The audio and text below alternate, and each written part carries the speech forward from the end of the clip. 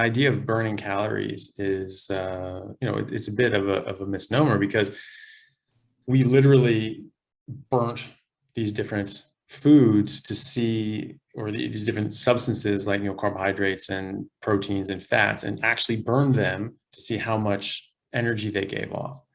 Okay, and that's why we're talking about burning calories. But these are complex organic compounds, and they work very differently in your body, according to your biochemistry. These things are like, any sort of, drug or substance that you put in your body. It's going to have an effect on your body.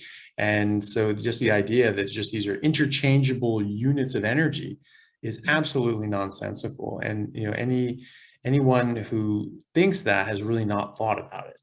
And unfortunately, that means that there's a lot of doctors that do that, and there's a lot of actually quite well-known doctors that have a big following and success, that just say this asinine thing, where, like, there's just these complex biochemical organic compounds are just going to be just exactly the same, just completely interchangeable. It's just like, we know that's not true. And these people took biochemistry in order to get into medical school. They damn well know better. And so, like, and then they just forget it, because the dogma is so strong. And it's just like, calories in, calories out. If you burn more than you consume, then obviously it's when your entire biochemistry changes depending on what you eat. And, when you're eating, carbohydrate heavy foods, you're going to raise your insulin. You're going to slow your metabolism down. That's just how it's going to work. And you're going to start storing fat. You're not going to be burning fat, period. And so, there are different mechanisms in your bodies that these different, organic compounds affect. And that's just a fact of life. It's in biochemistry textbook. We have old charts talking about it, about like this chemical is this chemical that goes to this one, goes to this one, goes to this one, excites this, and blah, blah, blah.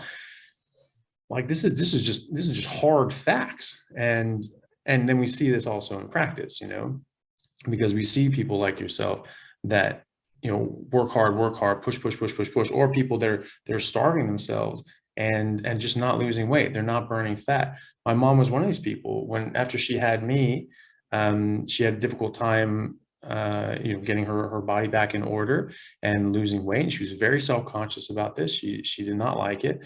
And she told me that she would, at one point, she was eating 200 to 400 calories a day.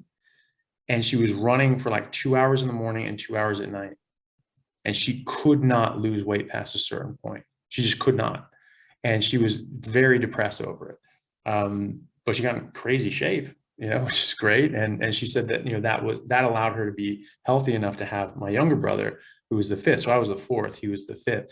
And she said she probably wouldn't have been healthy enough to have him if she hadn't been in such good condition. So, she said that, well, at least that came out of it. But, there are countless examples in real life where this doesn't happen. And a lot of, weight loss centers even tell you, like, you have to eat more than 1,200 calories a day, or you're not going to lose weight. And so, these people then say, like, oh no, still calories in, calories out. You just said, you eat less than 1,200 calories and there's going to be a problem. So, what about fasting? Do you ever do that yourself, or do you find that a useful tool in weight loss? This is interesting, because I just spoke with somebody who was just so anti-fasting that it really was like shocking to me, because I wasn't expecting it. And I think that fasting everything has benefits. You can Google whatever you want to find, and you can always find the pros and the cons to everything. I personally intermittent fast. So my first meal is around 11:30, and then I finish eating around 5:30. So I'm doing an 18-hour fast. It's not purposeful. I'm not hungry. If I ever am hungry, I'm not going to say I can't eat. So I'll eat if I'm ever hungry and follow my hunger cues. But I think, specifically for weight loss, absolutely, I think it can help. I think just because you are restricting yourself to the amount of, you can only eat so many calories in a certain amount of time, or at least even just my own experience is, I'm actually thinking about doing 3 meals in a day now, just because I can't sit down and have so much food in one sitting. It just is so, I'm just stuffed. So that's a tool, because people will sit down to have their meal and they'll get super stuffed, and then they're not going to want to eat more food. But ideally, even if someone's just having enough protein for the day, that's going to signal to their brain, I'm full, so then they're going to stop eating. So I think fasting, I don't do longer, like 24-hour fasts. I've tried it a couple times. Mostly I like fasting for time saving, like just because it works really well, not having to constantly be thinking about the next time I'm going to be eating. So I wanted to do like an OMAD life, but I just can't sit down and eat all of the calories I need to eat in one sitting. Yeah, I've noticed that too. Like if I'm pretty sedentary, I'll be fine with like a, big 2-pound steak or maybe a bit more in one go, and I can certainly eat that in one go, and I'll just maintain my body composition and weight if I'm not working out. As soon as I'm working out, my body just wants more. It wants more calories, it wants more protein, it wants more fat, and so I'll just end up being more hungry, and I'll end up sort of eating twice a day. I'm the same way. I will just naturally eat one big meal a day, sometimes two if I'm working out, but that's not fasting per se, because I think that fasting describes a state where you're purposefully depriving yourself of nutrition when your body's asking for it.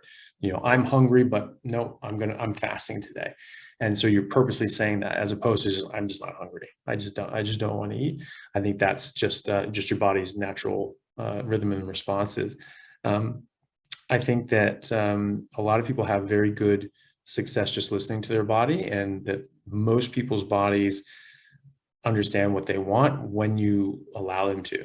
So when you're not eating carbohydrates, your body is just able to process energy properly and recognize how much fat you have in storage, and know exactly how much it wants as input, and that you can just sort of listen to that. If you're eating carbohydrates, obviously that deranges things and deranges your signaling molecules for hunger, and you just feel like you're starving all the time. A lot of the studies, well, I think all the studies I've seen that look at fasting and then fasting mimicking diets, they're always comparing this to a carbohydrate heavy diet. I haven't really seen any in fasting for a keto population or a carnivore population. Maybe there are benefits. I don't know. All those sort of studies that I've seen are just comparing this to eating and not eating, as opposed to eating a standard diet and not eating, and then they'll have a fasting mimicking diet, which is literally just keto, and you're just not eating carbohydrates, or you're in a fasting metabolism, and this is fasting, and it seems to have the same effects. You have a fasting mimicking diet, seems to have very similar, if not exact same outcomes as fasting. And so I think most people don't need it, but I think there are people who have disordered eating and have serious portion control issues. And sometimes because I tell people, eat what you want, eat as much as you want. And want is the key word there, because some people will say like, oh, I'm really not enjoying this. It just tastes so horrible. But you talk to them and find out that actually it tasted really, really good. But then they get to a point where it stops tasting good, and then they have to force feed themselves. And like, it takes me 2 hours to finish a meal. And it's like, that's your body screaming at you in very loud words, don't eat. You don't need to eat it. So as much as you want, you clearly didn't want to finish that meal, so you don't need to. But they think like, I can eat as much as I want. I can just keep eating. No. You eat as much as you want, and your body tells you to stop, and you stop wanting to. But I have spoken to some people that basically that switch just doesn't exist.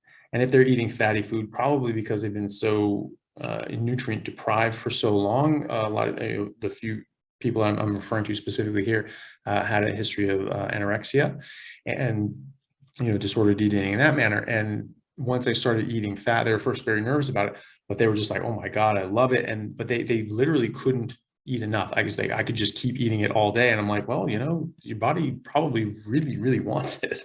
And and then they're getting their cycle back, and their hair is getting better, and their skin's getting clearing up, and their hormones are in proper order now, because cholesterol is a precursor to basically all your major hormones, and certainly your estrogen, testosterone, progestogens, and so forth. So that's really important to do. I think some of these people I've spoken to, not through my suggestion, but they've just relayed to me that fasting has actually helped them sort of reset their biochemical, apparatus to then start recognizing how much food they need to eat, what's too much, what's too little, and actually sort of reset things.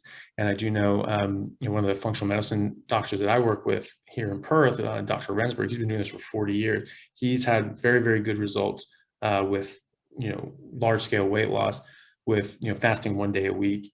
And, just one day you just do not eat at all.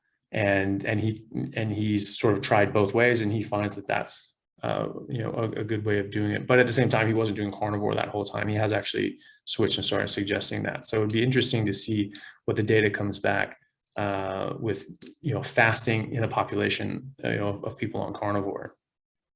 Yeah, well, and a couple different points that you said. It was interesting that you had said that with people who have disordered eating, it's helped them, because I feel like I've also talked to people who, because of fasting, have created more of a disordered eating because they feel like they have to eat at a certain time, or they, especially like when it comes to like social situations, they're like, I can't meet you at this time because that's when I eat. It's like, well, we can make, we can work around that.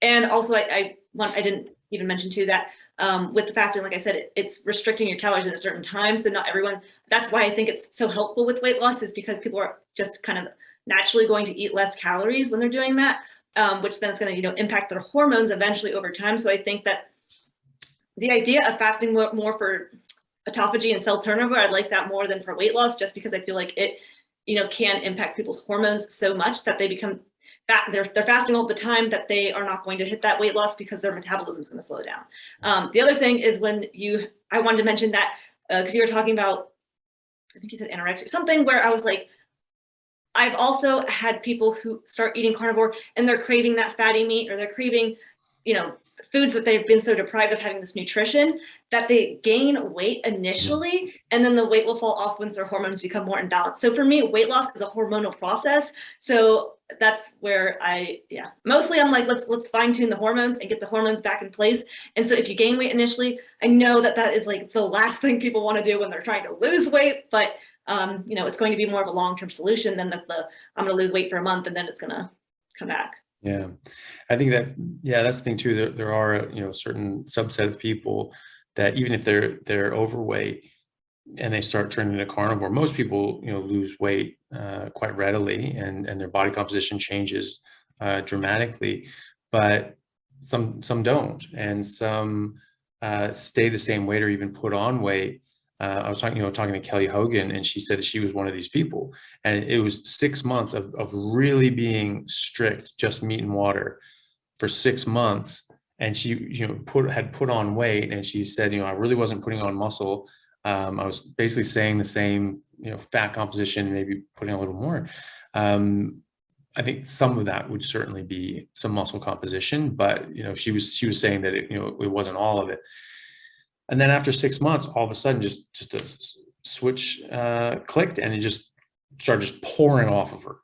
And I've seen that a few times as well. So one lady I spoke to, she was older, and it took 1.5 years for her. But she stayed the course, and good for her. That's a long time to wait for results and just trust the process. She's like, it's going to happen. It's going to happen. It's going to happen.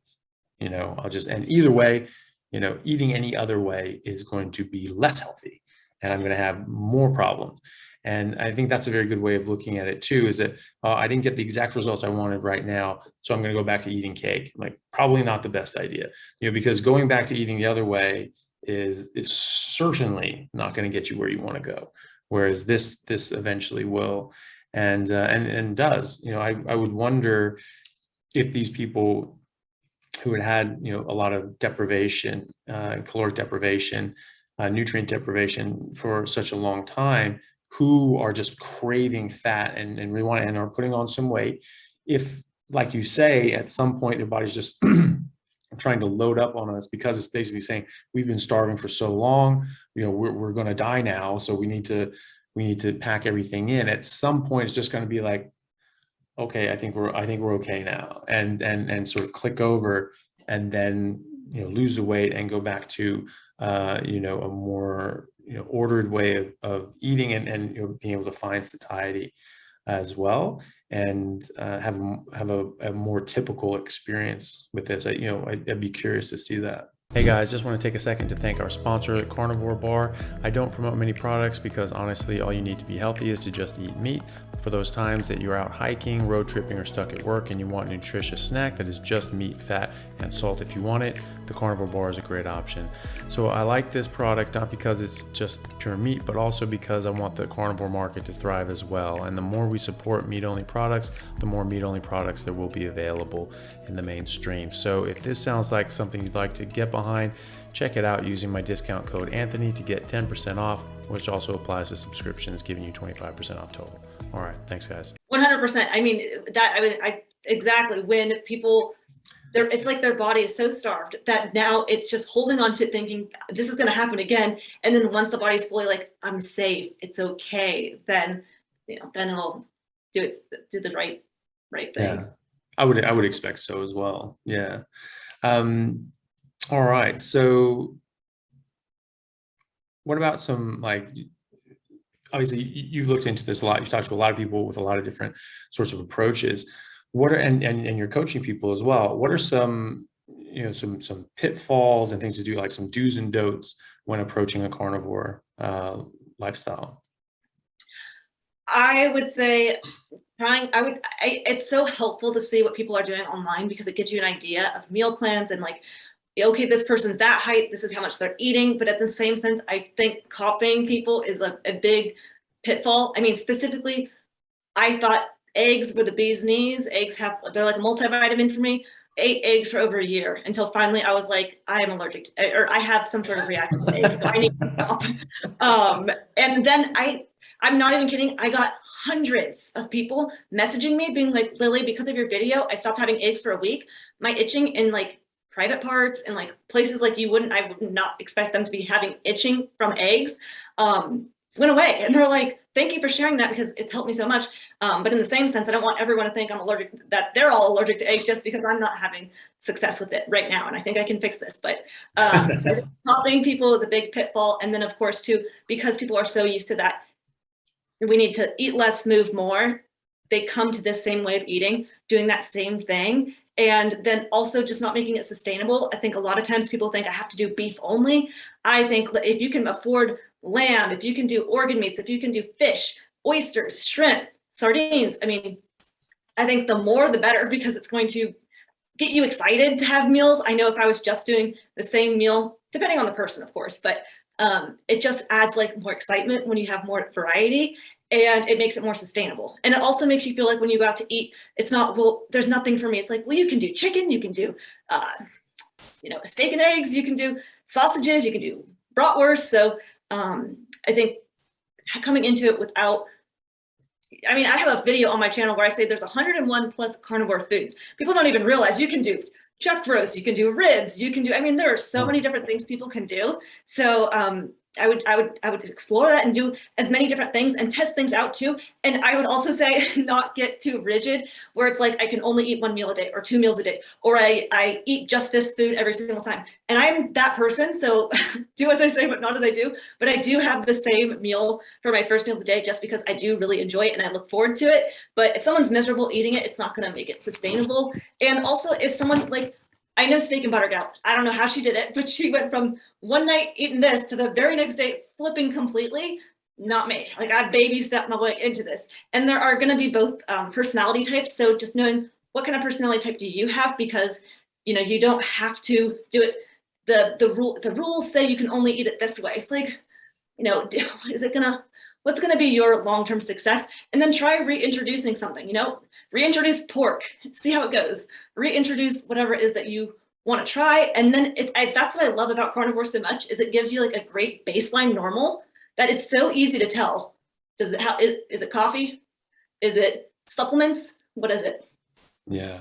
And you can think about it, as that, elimination diet sort of thing. You eliminate all these things out, you go pure, whatever it is, and then you add things back in. How does this affect me? I certainly tried that as well. I was like, okay, what does coffee do for me? Oh, don't like that. No, so I don't touch the stuff. But I try to tell people that's the thing. I like beef. And people say, oh, it's very monotonous. I don't think so. I love it. I feel like it's my birthday every single day because, usually on your birthday, you have like that meal, like the meal that you want, you always love. It's just your favorite every year. Every year I had, just a big fat steak with like some butter béarnaise sauce and maybe like some big old prawns or something like that. But it was always a big steak. And now, because I'm very good at cooking steaks now, preparing them and aging them. And so I always have, these things ready to go, like a perfectly aged steak ready to go. Like it's just the best steak of my life every single night. And it's like my birthday every night. I said that to my dad, like early on, I was like, it feels like my birthday, like every day. I just love this because this is the only thing I want to eat anyway. And that's, also when, you're hungry, because if a steak doesn't taste good, like you're just not hungry. You're not, and your brain's just being like, no. And I've done that, whereas I haven't eaten a whole day, and I'm like, oh, I should really eat because I need to eat. I need the energy because I'm working out so much. My brain's just like, oh, that sounds awful. And I started eating a steak, and it was just awful. I didn't like it, and so I just stopped. The next day, it tasted amazing again, and so I try to listen to that. But so what I tell people is that not everyone's like me. Not everyone prefers what I prefer, and not everyone is on. Some people are on a budget, and so I just tell people to eat the meat that you enjoy, that makes you feel the best, and that you can afford. And if you want beef, then ground beef is quite cheap. Brisket's very cheap and very fatty, great stuff. Pork is very cheap. Chicken is very cheap, especially the dark meat, which is the best part. And but some people have problems with those as well, and so you should see what you're reacting to. Maybe you're reacting to grain-fed chicken, just can't do it. And grain-fed fish as well is an issue. Chickens also, that can be. I know people that have had problems with chickens that have been fed corn and things like that. They can't deal with it, especially like the egg whites. And so people with autoimmune diseases seem to be obviously more sensitive to these sorts of things, and they need to avoid at least the egg whites, generally the chicken and the pork, and even grain finished beef can cause some problems. And so like early on, it's best to do grass-fed if they can. Obviously that's not accessible or affordable to everybody. So I think everyone should, like you say, 100 different sorts of carnivore options out there, and you can just fine tune it and just find what you like, find what you enjoy, and go from there. My mom hated this at first because she's just a big foodie. She loves cooking, and she's a fantastic cook. And at first she was just really upset at all the things that she couldn't cook. And so I started telling her, I was like, look, put your culinary skills to work and just try to find ways of making meat in an amazing way, like different cuts of beef, different cuts of different meats, and doing things in an interesting way, coming up with recipes that only have meat and dairy. And so she's actually started really liking it. She started getting these cookbooks she has like 500 cookbooks, and she's read them all and she's used them all. And now she's getting these cookbooks from like these Argentinian gauchos who are like flaying and cooking like entire cows, like just putting them up on a spit, and they're just cooking this entire damn thing. And so they're the most outrageous pictures you've ever seen. One of them, he had 100 full cows just on these racks with big outdoor fires on them. I'm like, how many people were he was just feeding a city? And so now she's doing that, and now she's found a lot of enjoyment looking at different ways of cooking and still staying within carnivore, and really thinking about it, because she's like, okay, here's what I'm working with, and what can I do with it? You can actually do a lot, but it takes some thought. The cause of that damage, different sorts of sugars and food. Sometimes there's going to be residual damage done that you can't reverse completely, and so we just have to be mindful of that. And and like you say, it's not going to cure everything, because not everything's caused by bad food. It just isn't, but a lot is. And I mean, so